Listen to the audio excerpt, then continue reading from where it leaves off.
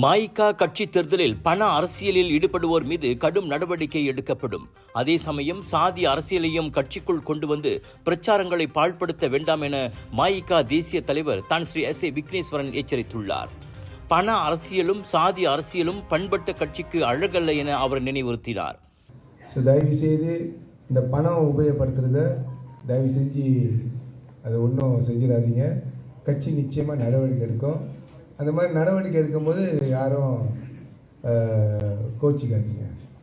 ஏன்னா நம்மளுக்கு நினைக்கிற எல்லாமே நாடு முழுக்க வந்துட்டாங்க.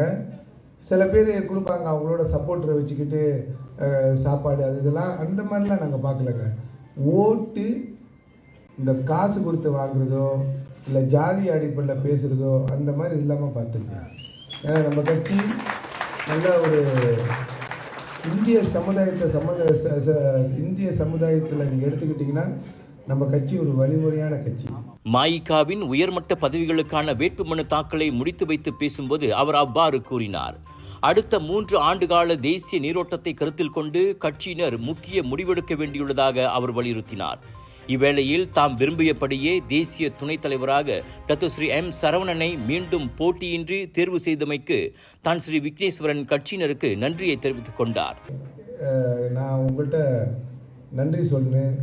ஏன்னா எனக்கு துணைத் தலைவராக மாண்புக்கு மரியாதைக்குரிய டாக்டர் ஸ்ரீ சரவணன் தான் வீரன்னு கேட்டுக்கிட்டதுக்கு நீங்கள் எல்லாமே ஆதரவு கொடுத்ததுக்கு என் மனமார்ந்த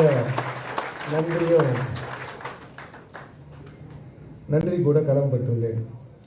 3 உதவித் தலைவர் பதவிகளுக்கு இம்முறை 4 போட்டியில் குதித்துள்ளனர். அவர்கள் முறையே டத்து அசோஜன், டத்து டி. மோகன், Datuk R. Nelson, Datuk T. Murugaiah ஆவர்.